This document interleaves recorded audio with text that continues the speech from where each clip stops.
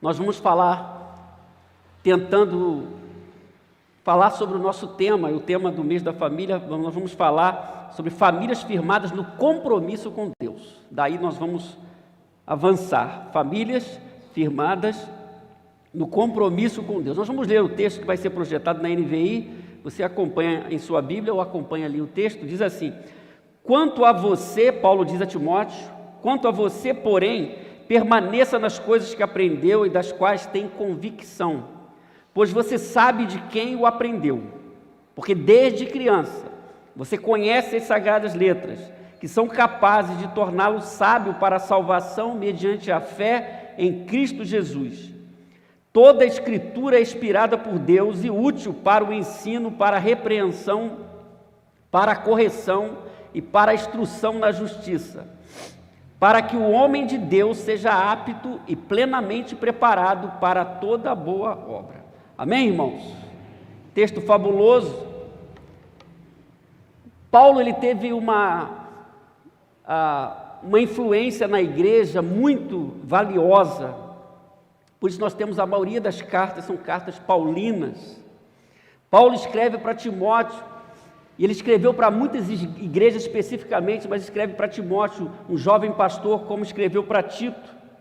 A carta de Paulo, essa especificamente, retrata momentos antes da sua morte. É o seu último aprisionamento. Você pode ver nesse quadro que no primeiro aprisionamento de Paulo, por motivações religiosas, ele escreveu Efésios, Filipenses, Colossenses, Filemão. Depois ele teve um intervalo entre o primeiro e o segundo aprisionamento em Roma. Ele escreveu 1 Timóteo e Tito. E quando o segundo aprisionamento, já por motivações políticas, ele escreve essa carta, a sua última carta. Quem já leu 2 Timóteo percebe esse tom de despedida de Paulo, sobretudo no capítulo 4. Paulo escreve a Timóteo, e quando ele escreve a Timóteo, a gente percebe algumas debilidades em Timóteo, como nós temos também. Paulo tenta incentivar esse jovem pastor, porque percebe nele algumas debilidades, e ele então incentiva Timóteo, não só no que tange ao pastoreio de Timóteo, mas em relação ao próprio Timóteo. Ele fala para o próprio Timóteo, não só orientações à igreja, como ele devia pastorear a igreja que ele pastoreava, mas como ele devia andar como servo de Deus. Por isso ele diz: Deus não nos deu, fala a Timóteo, um espírito de covardia, mas de poder, porque Timóteo parecia alguém frágil. Ele incentiva Timóteo. Como nós vimos já aqui na palavra do Edson, Timóteo teve um privilégio de ter 2 mulheres abençoadoras em sua família. Em Atos 16 nós temos um pouquinho da vida de Timóteo.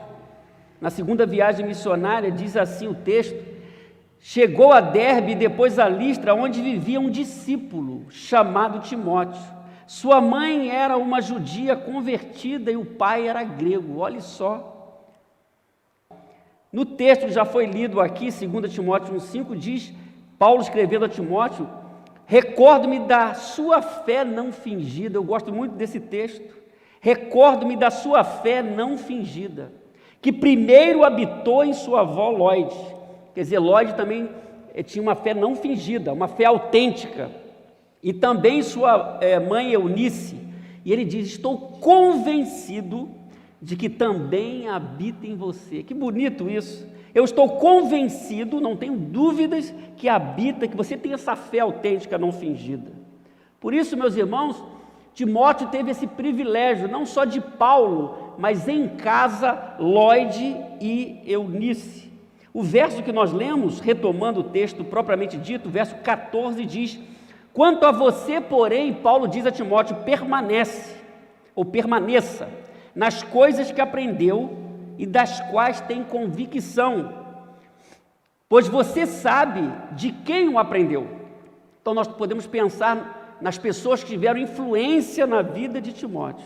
A NVT, a Nova Versão Transformadora, diz: você, porém, deve permanecer fiel àquilo que foi ensinado. Porque uma coisa é a gente receber o ensino, outra coisa é a gente permanecer fiel ao que nós recebemos. Sabe que é verdade, pois conhece aqueles que aprendeu. Então, Você, porém, a gente vai entender porque esse porém deve permanecer fiel àquilo que foi ensinado. Note bem que ele não está falando para a igreja, para os membros da igreja que Timóteo está pastoreando, ele está falando para Timóteo. Você, porém, permaneça nas coisas que aprendeu. Nós aprendemos muitas coisas, a grande questão é se nós estamos permanecendo naquilo que nós aprendemos.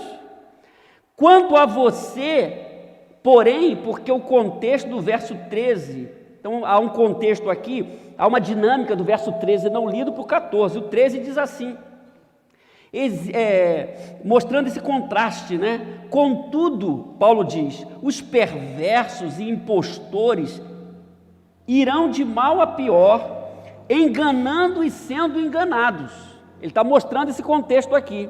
Os perversos e impostores irão de mal a pior, enganando e sendo enganados. Mas tu, porém, vai fazer outro caminho. Tu, porém, permaneça nas coisas que aprendeu. Esse é o contexto aqui. Então, Paulo está incentivando Timóteo. Não é só aprender, eu tenho que entender o que eu estou fazendo com o que eu estou aprendendo. Aprender, ter convicção, mas eu preciso aplicar isso em meu próprio coração. E Paulo está incentivando ele. O evangelho bem entendido é sempre uma pedra no sapato da nossa religiosidade, quando a gente está se perdendo pelo caminho, porque mostra o que nós devemos fazer. Por isso a parte B do verso 14 é interessante, mostra o valor de quem ensina, pois você sabe de quem o aprendeu. Pessoas de Deus são ensináveis. Pessoas de Deus devem manter o seu coração aberto para aprender, e Timóteo teve uma influência positiva através da verdade de Deus. Por isso Paulo está lembrando isso a ele e está mandando ele permanecer. Amém, irmãos? Verso 15 diz, acompanhe comigo, porque desde criança você conhece as sagradas letras que são capazes de torná-lo sábio para a salvação mediante a fé em Cristo Jesus. A NVI diz, a NTLH, a nova tradução da linguagem de hoje diz, e desde menino você conhece as escrituras sagradas, as quais lhe podem dar a sabedoria que leva à salvação por meio da fé em Cristo Jesus. Aqui nós temos uma expressão interessante, porque precisamos entender escrituras sagradas.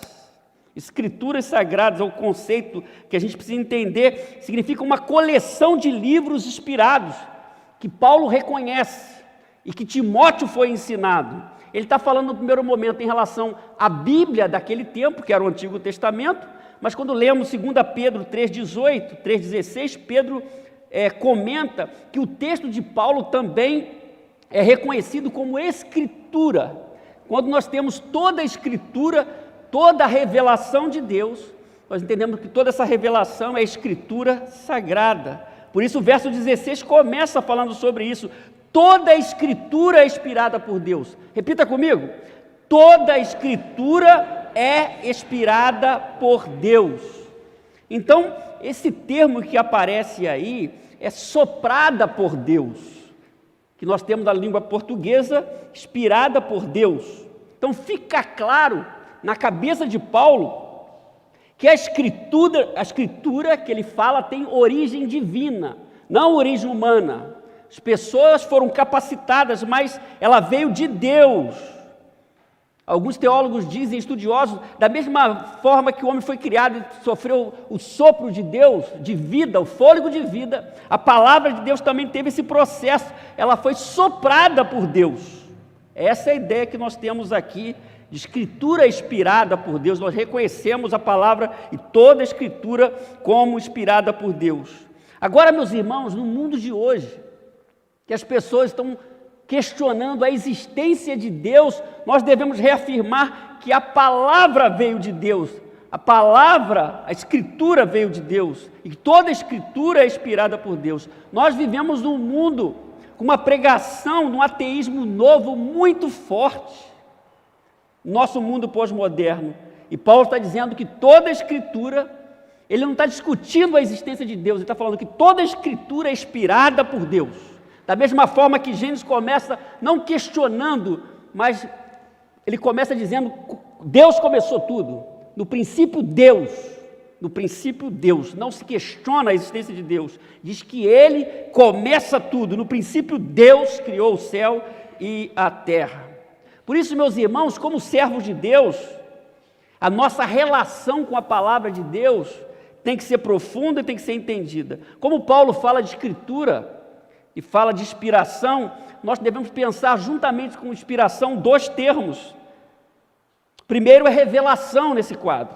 Significa que Deus se mostrou, significa Deus se mostrando, se descortinando. Deus tomou a iniciativa, Ezequiel diz isso. Assim, ele diz, mostrarei a minha grandeza e a minha santidade, farei conhecido, e me farei conhecido de muitas nações. Quer dizer, nós só podemos entender de Deus porque Ele se revelou, Ele se descortinou, isso é muito bonito. Do contrário, não saberíamos o propósito de Deus para a nossa vida, nem sobre o próprio Deus, mas Ele se revelou. Como Ele se revela? Inspirando pessoas. Os escritores, então, foram movidos pela iniciativa divina e conduzidos pelo poder do Espírito Santo para registrar a revelação. Assim se deu a revelação, o registro da revelação. Os homens foram inspirados, cerca de 40 pessoas no Novo Testamento. Qual a nossa relação com a palavra de Deus? É de iluminação. Significa o trabalho do Espírito Santo na vida do discípulo, em nós, portanto, enquanto estamos lendo a palavra, temos a iluminação do Espírito Santo. A palavra de Deus diz isso. Jesus disse que o Espírito Santo ia ter um papel fundamental para nos ajudar na caminhada, lembrando as palavras dele. Isso é interessante, por isso toda a Escritura é inspirada por Deus. No mundo incrédulo, nós devemos reafirmar isso. Toda a Escritura é inspirada por Deus. Verso 16, continuidade, diz, ela é inspirada e é útil para o ensino, olhe só, a finalidade, útil para o ensino, para a repreensão, para a correção e para a instrução na justiça. É interessante que a Nova Versão Transformadora, nesse texto diz, é útil para nos ensinar o que é verdadeiro e para nos fazer perceber o que não está em ordem em nossa vida. Não está em ordem. E nos corrige quando quando erramos, e nos ensina a fazer o que é certo. Nessa versão aqui me chamou essa expressão, para fazer perceber o que não está em ordem em nossa vida. Às vezes nós vamos caminhando, mas em alguns momentos, algumas coisas passam a não estar em ordem, como já estiveram. Por isso a palavra de Deus, para nos mostrar aquilo que está fora da ordem. Por isso a palavra de Deus é importante. E o verso 17 termina dizendo, para que o homem de Deus seja apto, plenamente preparado para toda boa obra, e a NVT diz, Deus a usa, olhe só, para preparar e capacitar seu povo para toda boa obra. Vamos ler a segunda versão comigo, verso 17? Deus a usa para preparar e capacitar seu povo para toda boa obra. E aí nós terminamos, só que não. Daí, meus irmãos, nesse texto de 14 a 17, entendendo esses pormenores, nós podemos tirar 3 características das famílias firmadas no compromisso com Deus. São evidências dessas famílias firmadas no compromisso com Deus. Não significa que essas famílias são perfeitas, quando a gente analisa a vida de Timóteo, há muita fragilidade em Timóteo, como há muita fragilidade em nós e como há muita fragilidade em nossas casas, em nossas famílias. As evidências de uma família firmada no compromisso com Deus não esconde as debilidades. Você pode mostrar e a gente vai avaliar se nós temos ou não, e nós devemos encarar. Talvez você tenha essas evidências, mas você não pode deixar de olhar para as suas debilidades também, não é isso. Mas a primeira característica das famílias que têm compromisso com Deus é que elas valorizam o processo de ensino-aprendizagem. O início do verso 14 diz, quanto a você, porém, permaneça nas coisas que aprendeu. Imagine esse quadro, um apóstolo falando para um pastor. A gente podia pensar um outro processo, Quando eu chego para um crente novo, eu, o pastor da igreja, e falo, ó, continua, permanece. Agora Paulo, o apóstolo, está falando para Timóteo, que tem uma igreja, olha, cara, continua, permaneça nas coisas que você aprendeu. Quantas vezes nós precisamos ouvir isso? Porque nós somos membros de uma família, e antes de sermos membros de uma igreja, somos membros de uma família. Paulo diz, quanto a você, porém, porque há o contexto dos que enganam e são enganados, você, porém, é outra coisa. Eles não estão permanecendo. Quanto a você, porém, permaneça nas coisas que aprendeu. Permaneça nas coisas que você aprendeu. Então Paulo está falando que Timóteo tinha que manter o compromisso com a continuidade. Nós falamos já aqui um dia, na manhã, com o tema do compromisso e continuidade.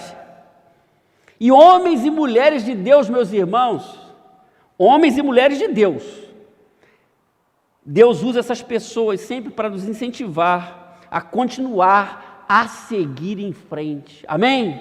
Nós ouvimos tantas palavras boas, sexta-feira, sábado e hoje pela manhã, porque homens e mulheres sempre vão nos incentivar a andarmos em sintonia, a entendermos o valor do aprendizado, do ensino-aprendizado. E isso na família, porque Timóteo tinha sofrido essa influência positiva, tinha pessoas ensinando, tinha mulheres abençoadoras. Então nós devemos entender essa evidência, valorizar esse processo do ensino na nossa casa, valorizarmos a palavra de Deus. Famílias de Deus devem estar vivendo esse processo que Timóteo viveu, que Lloyd viveu, que Eunice viveu. Isso é importante. Quando, meus irmãos, nós perdemos isso de vista, perdemos esse valor, a palavra de Deus, o valor do ensino da palavra de Deus, aí a gente pode olhar para olhamos para outras coisas, nos perdemos. Porque Paulo está falando que Timóteo tinha que fazer da convicção de fé dele algo que deveria transbordar na prática. O que nós ouvimos ontem, no sábado, o que nós aprendemos precisa transbordar na prática, tem que fluir no nosso dia a dia, amanhã na empresa, na faculdade, na família, no conselho, com o filho, esses valores. Timóteo tinha sido abençoado porque tinha uma casa que estava valorizando esse processo do aprendizado, do ensino, da ministração com a palavra de Deus. Famílias que deixam, eu tenho visto muitas famílias que perderam isso de vista, perderam esse processo.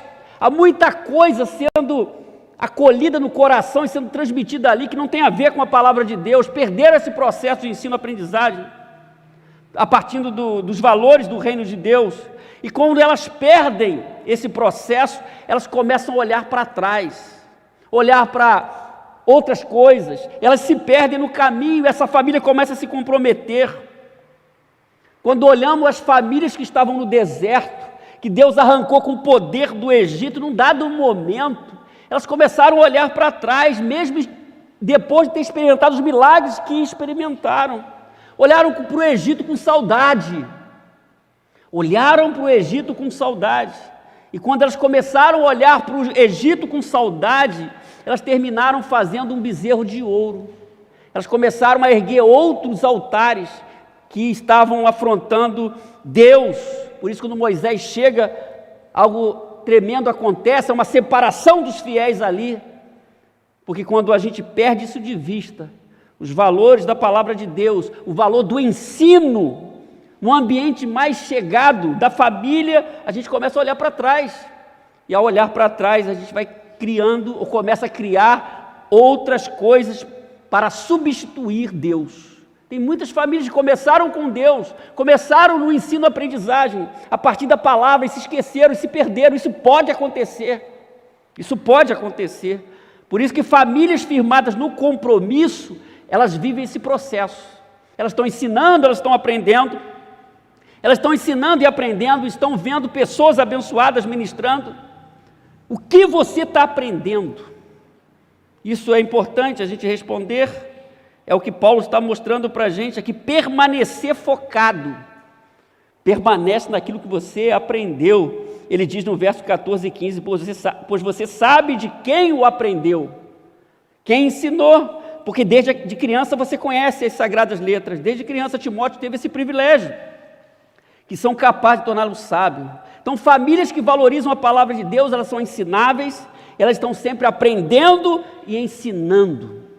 Eu me assusto às vezes com algumas famílias cristãs que acham que não tem mais nada a aprender, quando a gente aprende todo dia. A palavra de Deus é um tesouro inesgotável. Ontem, no intervalo do café, eu estava conversando com a Regina, a irmã Regina da Francelina e o esposo, falando disso. Eles estavam felizes por tudo que tinham vivido, estavam vivendo. Eu falei, é isso mesmo.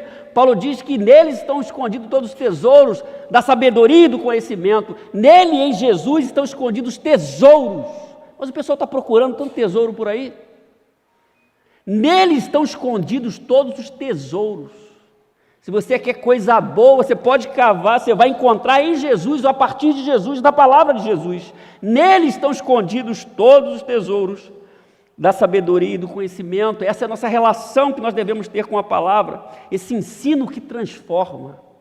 Não para informar, mas que transforma. Por isso, meus irmãos, nós devemos guardar isso, esse processo. O pastor N. Cordeiro, autor de um livro muito bom, chamado Mentores Segundo o Coração de Deus, ele diz que para uma vida de crescimento, a aprendizagem continuada é essencial. Quer dizer, eu estou vivendo nesse ambiente até aqui, agora o próximo passo qual vai ser? Eu preciso continuar aprendendo, sendo ministrando. A vida de crescimento, para uma vida de crescimento, a aprendizagem continuada é essencial. E ele diz, na página 115, pulando aí, diz, a questão nunca é Deus está falando, mas sim eu estou ouvindo. Eu estou ouvindo, porque às vezes Deus está ministrando e eu não estou ouvindo. Então eu preciso tomar uma decisão e ficar no temor de Deus e ficar no ensino da palavra de Deus. Josué, esse grande líder de Deus, ele tomou uma decisão no passado. Josué 24, nós conhecemos uma parte, mas ele diz no verso 14, Josué 24, 14 e 15, agora temam o Senhor e sirvam-no com integridade e fidelidade, joguem fora os deuses que seus antepassados adoraram além do Eufrates e no Egito, e sirvam ao Senhor.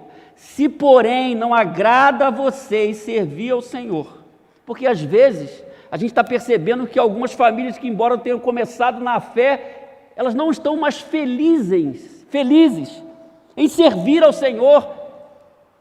Ele disse, porém não agrada a vocês servir ao Senhor, escolham hoje a quem irão servir. Se aos deuses que os seus antepassados serviram além do Eufrates, porque o povo de Deus tem uma origem idólatra, ou aos deuses dos amorreus, em cuja terra vocês estão vivendo. Mas ele diz, eu tomei uma decisão, é uma decisão para a minha casa, não importa. Esses dias eu falei aqui na igreja, às vezes as pessoas olham um exemplo errado, o exemplo errado não quero, tem tanto exemplo bom, fica com o exemplo bom, mas às vezes as pessoas pegam o exemplo errado para alimentar a desobediência delas, porque elas querem ser desobedientes. Aí você vai sempre ter algum exemplo errado, mas Josué toma uma decisão aqui, meus irmãos, mas eu e a minha família serviremos ao Senhor, amém? Mas eu e a minha família serviremos ao Senhor. Vai ser difícil, nós temos provações, mas eu e a minha família serviremos ao Senhor. Eu tenho fragilidades, mas eu e a minha família serviremos ao Senhor. Nem sempre eu vou ouvir boas notícias, mas eu e a minha família serviremos ao Senhor. Amém? Então, nós devemos verificar se a nossa família está firmada no compromisso com Deus. Essa é a primeira evidência. Existe nessa família esse processo, ensino, coração aberto para aprender. Segundo, famílias firmadas no compromisso com Deus aceitam a autoridade das Escrituras. Uma coisa que nós precisamos pensar hoje seriamente, aceitar a autoridade das Escrituras. Nós nos assustamos muitas vezes, e Paulo diz aqui no verso 16, Toda a Escritura sofreu o sopro divino. Toda a Escritura sofreu o sopro divino. É inspirada por Deus. Então, uma família firmada no compromisso, nessa família não só existe esse processo de ensino-aprendizagem, mas isso acontece através da Escritura, porque essa família aceita a autoridade das Escrituras. A gente fica espantado que algumas pessoas, até pastores, não estão aceitando hoje a autoridade das Escrituras. Há uma teologia liberal que às vezes quer questionar as Escrituras, esvaziar as Escrituras. Toda a Escritura é inspirada por Deus. Paulo fala para Timóteo, uma família firmada no compromisso aceita a autoridade. Isso significa que a palavra de Deus tem a última, é a instância máxima, prevalece sobre todas as opiniões. A palavra de Deus tem autoridade em todas as situações, em todos os momentos da minha vida. Eu tenho que levar a palavra de Deus a sério. Eu tenho que aceitar a autoridade das Escrituras. A palavra de Deus tem origem em Deus, origem divina. Ele que falou, Ele que se revelou, Ele quis se revelar. Por isso, nós estamos diante da palavra de Deus, nós não podemos nos acostumar com a palavra de Deus, que é algo sobrenatural. Ao longo de anos e anos, Deus foi usando pessoas, e você vê como o Antigo Testamento aponta para o Novo Testamento. Se você não quer considerar Jesus um louco, você precisa crer que a palavra de Deus é real, que existe um Deus que se revelou. O próprio Jesus disse, falando para aquelas pessoas desanimadas, depois da ressurreição, ele encontra com algumas pessoas, alguns discípulos, no caminho de Emaús, e ele fala isso. Vocês não sabiam que a Escritura falava de mim? A palavra, os salmos, os escritos, os profetas, tudo estava falando. Quer dizer, próprio Jesus reconhece a Escritura da antiga aliança, que falava dele, que se cumpriu dele. Isso é interessante. A palavra de Deus, a Escritura veio de Deus. E se a Escritura que nós temos, meus irmãos, foi produto da revelação, através da inspiração de homens, ela é importante para a minha vida e para a minha casa. Tem que ter a última palavra. Então nós, como família, decidimos tantas coisas. O motivo pelo qual muitas famílias não vão bem, porque elas se esquecem disso. E muitas vezes elas não estão considerando isso, não estão aceitando a autoridade das Escrituras. Elas não estão entendendo que a palavra de Deus deve ser a base para a família e para as vidas em família. Então, se a Escritura veio de Deus, é uma coisa boa para a minha vida e para a minha casa, para a minha família, meu projeto, para os meus estudos, para a minha vida toda. Se a Bíblia não tem efeito no dia a dia, eu vou ficar com uma vida religiosa. Mas a palavra de Deus pode me guiar. Eu entendo que ela tem autoridade. Nós estamos vendo tantos conceitos de famílias novos, tanta coisa horrível, mas a palavra de Deus continua. Eu vi uma reportagem essa semana que a Disney está mudando a sua visão de produto para atender algumas ideologias, e dentre elas muitas coisas que afetam a família e afetam as crianças. E nós então devemos estar atentos. Nós não podemos aceitar qualquer coisa, nós não devemos admirar qualquer coisa, nós devemos fazer uma leitura adequada, porque nós temos a palavra e aceitamos a autoridade das Escrituras, não a ideologia nova, não um conceito novo, que está contrário à palavra de Deus, porque somos famílias firmadas no compromisso com Deus. Amém, irmãos? Então não importa o que o mundo diga, esse mundo é louco mesmo. E cada vez vai ser mais estreito o negócio, mas nós aceitamos a autoridade das Escrituras. Algumas pessoas morreram pela palavra, para que hoje tivéssemos a palavra. Então não importa o que um professor incrédulo diga na sala de aula, eu preciso ter convicção.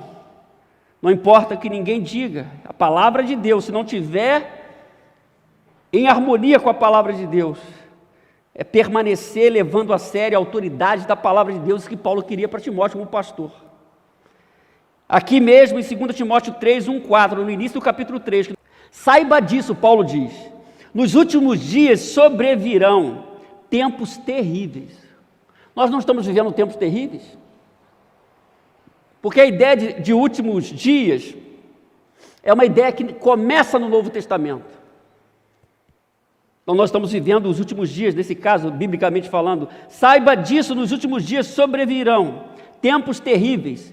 Os homens serão egoístas, avarentos, presunçosos, arrogantes, blasfemos, desobedientes aos pais, ingratos, ímpios, note bem, sem amor pela família,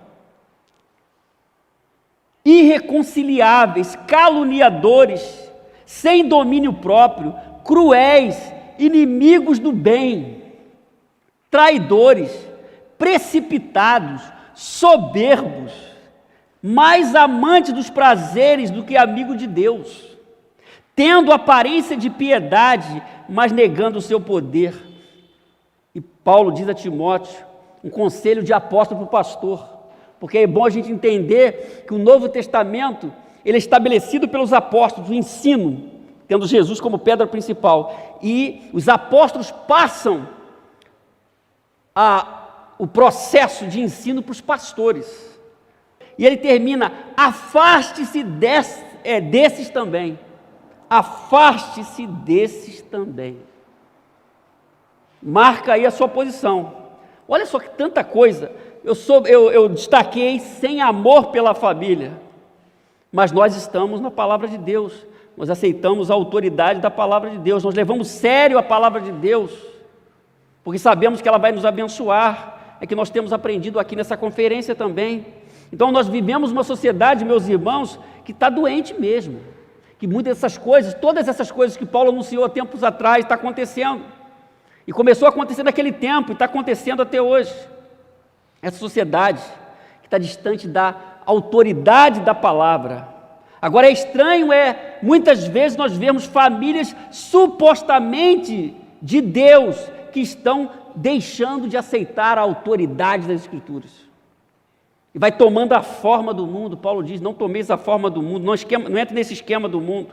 Então, quando abandonamos uma pessoa, uma família, quando abandona a autoridade das Escrituras, aí perdeu todo o referencial. Aí se vier um conselho estranho, é absorvido, porque perdeu de vista a autoridade das Escrituras. A palavra de Deus tem a última palavra. Em minha vida, em meu negócio, qualquer coisa que eu for fazer, na minha casa, isso é muito bom, isso nos protege, nos abençoa. Amém, irmãos? O salmista fala de forma categórica, Salmo 119, que é um esplendor, uma coisa magnífica da palavra de Deus, mas aqui nessa porção ele diz, a lei do Senhor é perfeita e revigora a alma, é perfeita, os testemunhos do Senhor são dignos de confiança. Você já ouviu alguma coisa de alguém que você falou assim, não está legal, isso aqui não está batendo? Às vezes nós temos o discernimento mesmo que aquilo ali não é verdade, pelo conjunto da obra, mas diz, em relação à palavra de Deus, diz, os testemunhos do Senhor são dignos de confiança, tornam sábios os inexperientes se tornam sábios, avança, os preceitos do Senhor, verso 8, são justos e dão alegria ao coração, O pastor Sancler falou hoje pela manhã sobre torcida, como as pessoas vibram. Nós vibramos, quem gosta de esporte, de futebol, o Brasil tem influência histórica do esporte, do futebol. Mas o que me causa estranheza é que muitas vezes diante do Senhor não é essa mesma alegria. Diante do Senhor não há alegria. Há alegria no esporte, a vibração, mas diante do Senhor é cara de camelo. Já viu como é que é a cara do camelo? A cara assim, meio de paisagem, meio mascando chiclete. Não há alegria. O texto diz que os preceitos do Senhor, está falando da palavra, usa várias expressões, são justos e dão alegria ao coração. Os mandamentos do Senhor são límpidos e traz luz aos olhos. O temor do Senhor é puro e dura para sempre. As ordenanças do Senhor são verdadeiras, são todas elas justas, são mais desejáveis do que o ouro, do que muito ouro puro, são mais doces do que o mel. Há uma coisa que eu gosto, olha, são mais doces do que o mel, do que as gotas do favo. Que as gotas do favo. Um irmão me procurou há um tempo atrás e me deu um favo. Não me deu um mel, não, veio no favo. Dava até mastigar aquilo, de tão gostoso que é. Para quem gosta, né? Tem gente que não gosta. Ele diz aqui, são mais desejáveis do que o ouro puro, muito ouro puro, são mais doces do que o mel, do que as gotas do favo. Palavra de Deus. Nós aceitamos essa palavra, a autoridade das Escrituras sobre a nossa vida, isso tem um efeito prático. O profeta Isaías, que também é um profeta messiânico, anuncia o Messias, o ungido de Deus, o Cristo. Ele diz, Isaías 48, eu queria que você lesse comigo. A relva murcha, vamos juntos? A relva murcha, as flores caem, mas a palavra de nosso Deus permanece para sempre. Existe um processo na natureza, existe um processo no mundo. Ele diz, a erva murcha, as flores caem, mas a palavra de nosso Deus permanece para sempre. A palavra do nosso Deus permanece. Por isso nós devemos aceitar a autoridade da palavra sobre a nossa casa e sobre a nossa vida. Amém, irmãos? Quais são as evidências de que sua família está aceitando a autoridade das Escrituras? O que está mostrando que você está aceitando a autoridade das Escrituras? Quando você dá um conselho para o seu filho, o que sai de você para ele? Passa por aí, por esse entendimento que as Escrituras têm autoridade, a última palavra? Ou nós repetimos o que uma família não crente falaria? Uma família sem Deus falaria? Daríamos um conselho que uma família comum sem Deus? Não estou falando que vai ser fácil, eu estou falando que as famílias que aceitam a autoridade das Escrituras sempre vão aconselhar os seus filhos a partir das Escrituras. Quais são as evidências de que a nossa família está aceitando a autoridade das Escrituras? É uma pergunta para a gente responder. Por fim, meus irmãos, segundo o texto, famílias firmadas no compromisso com Deus experimentam uma contínua transformação. Olha só que legal. A palavra termina 16 e 17, toda a Escritura inspirada por Deus sofreu o sopro divino e ela é útil. Como ela sofreu o sopro divino, ela é útil para o ensino, para a repreensão, para a correção, para a instrução na justiça, e o verso 17 diz, para que o homem de Deus, é para o homem de Deus, e aqui nós devemos pensar todo servo e serva de Deus, para que o homem de Deus, a pessoa de Deus, ele diz, para que o homem de Deus seja apto e plenamente preparado para toda boa obra. Então note bem, a Escritura é inspirada, assim ela é útil, ela é proveitosa e é capaz de levar você à posição que Deus deseja. E a posição que Deus deseja tem também aqui um processo que a gente pode verificar. Ensino, a palavra de Deus é útil para o ensino, é útil para a repreensão, é útil para a correção, é útil para a instrução. Isso significa, meus irmãos, que aqueles que não estão aprendendo com a palavra de Deus não podem viver o processo de transformação, aquele processo de transformação abençoador, que tem muita gente passando por processo de transformação, mas não o que Deus deseja. Que tipo de processo de transformação você está vivendo? Porque a gente vê umas esquisitices, a gente vê umas doideiras. Que tipo de processo de transformação você está vivendo? O que Paulo queria que Timóteo estivesse vivendo era uma contínua transformação a partir da palavra de Deus. A partir da palavra de Deus. Essa palavra inspirada é útil. E ela é útil para o ensino, repreensão, correção e instrução. Isso significa também que sem a palavra de Deus não há correção adequada, correção de rumo. Eu tenho falado com alguns pastores e é a mesma coisa que eu falo, que eu penso e às vezes enfrento. As pessoas estão tão estranhas em relação à própria exortação. Elas não querem exortação, elas não aceitam exortação, elas ficam tristes, elas ficam chateadas. Ao invés de dizerem, obrigado pastor, obrigado meu irmão, minha irmã, por essa palavra de correção, por essa exortação, porque tem que existir o que o Novo Testamento diz, exortai-vos uns aos outros. Como viver numa comunidade de fé sem ser exortado? Exortai-vos uns aos outros significa um processo, é interdependência. Tem dia que eu preciso de ser exortado, tem dia que eu exorto. São os mandamentos da reciprocidade que nós vemos no Novo Testamento. Mas tem gente que fica milindrado com uma palavra de exortação quando deveria receber bem. Receber bem. É isso que nós vemos na Bíblia, em toda a Bíblia. Os profetas eram usados dessa forma. Por isso que sem palavra de Deus não há correção de rumo. Isso é sério. Olha só o que diz aqui a NVT, meus irmãos. Toda a Escritura é inspirada por Deus e útil para nos ensinar o que é verdadeiro. Porque aprender, você pode aprender muitas coisas, mas você está aprendendo o que é verdadeiro? Para nos fazer perceber o que não está em ordem, em nossa vida. Às vezes, nós vamos caminhando e nós não percebemos aquilo que está fora da ordem, dentro do padrão divino em nossa vida. Às vezes nós temos a debilidade, nós não estamos enxergando, nós não temos a capacidade de enxergar por algum problema.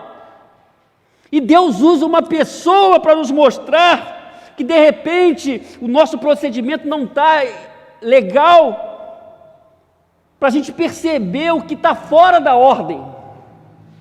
O rei Davi teve o profeta Natan para dizer para ele, tem um negócio aí que não está legal.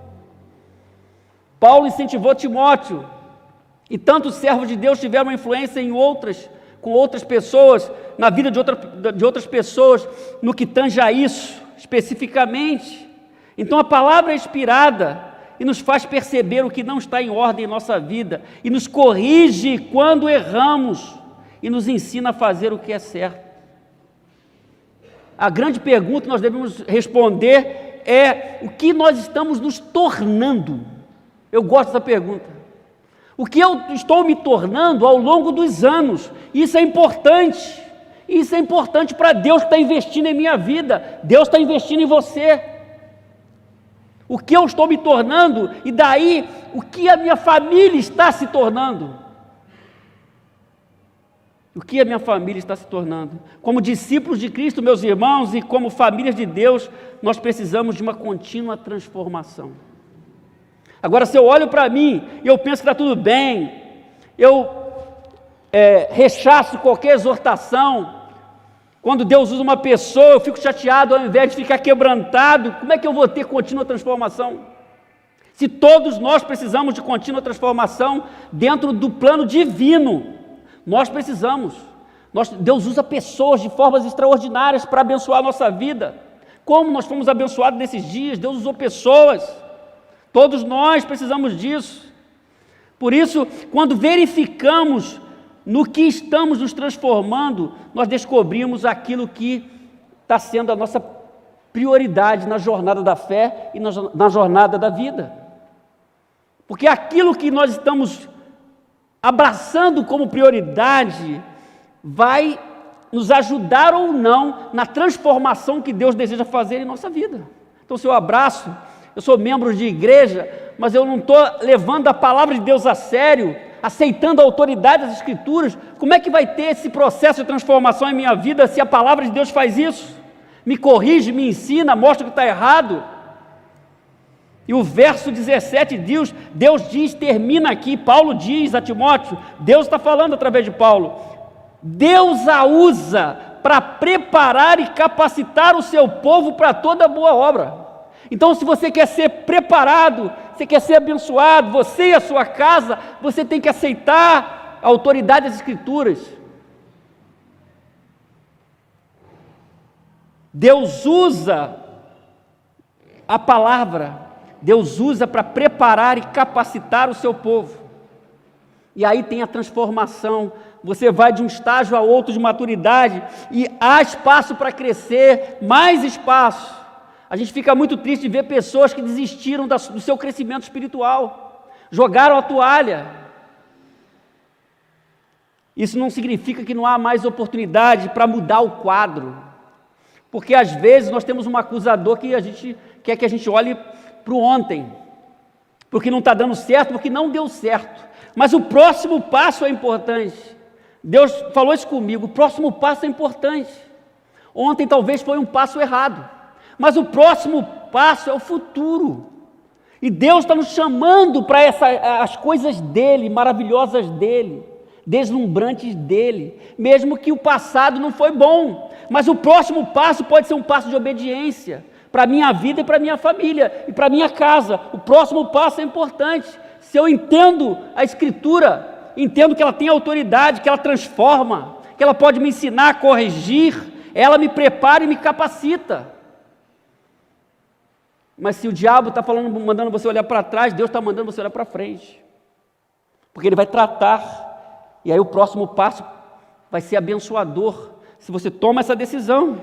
Deus está usando a palavra dEle aqui, para nos preparar, Ele usa a palavra para nos preparar. Isso foi importante para Timóteo. Famílias firmadas no compromisso com Deus mostram essas evidências segundo esse texto. Primeiro, elas valorizam o processo de ensino-aprendizagem, então eu tenho que valorizar. Segundo, elas aceitam a autoridade das Escrituras. É a palavra de Deus ou não é? Eu não posso ler a palavra de Deus aqui no domingo, admirar, e na segunda-feira tomar uma decisão que a palavra de Deus não está ali. Quando a gente tem um conselho para dar para um filho, a gente esquece tudo a palavra de Deus e fala como um pai ímpio ou como uma mãe ímpia. Não dá. Eu não estou aceitando a autoridade das Escrituras. Não estou falando que vai ser fácil. É difícil. Mas você precisa ficar como um canal de bênção com a autoridade das Escrituras.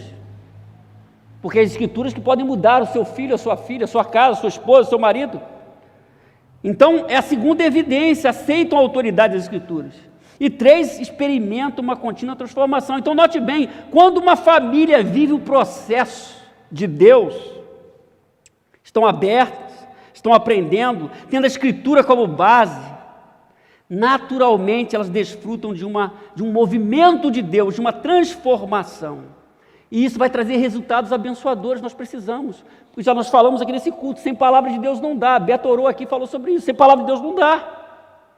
Você pode fazer um monte de coisa, a igreja pode ter um monte de atividade, mas se não tiver a palavra de Deus não dá. Pode ter plumas e paetês, mas sem palavra de Deus não dá. Pode gritar alto, gritar baixo, pode falar baixinho, pode dar um aleluia alto, mas se não tiver a palavra de Deus sendo ministrada na autoridade, não vai ter mudança, porque é a palavra de Deus que vai mudar. A palavra de Deus é viva e eficaz, o autor aos Hebreus diz, mais penetrante do que espada alguma de 2 gumes, penetra a divisão da alma e do espírito e é apta para discernir pensamentos e intenções do coração. Palavra de Deus. Jesus disse isso, nem só de pão viverá o homem, mas de toda palavra que sai da boca de Deus. Famílias firmadas no compromisso com Deus. Elas valorizam o processo de ensino-aprendizagem, elas aceitam a autoridade das Escrituras e elas experimentam uma contínua transformação. Que as nossas famílias sejam essas famílias firmadas no compromisso. Amém, irmãos? Louvado seja Deus. Vamos ficar em pé.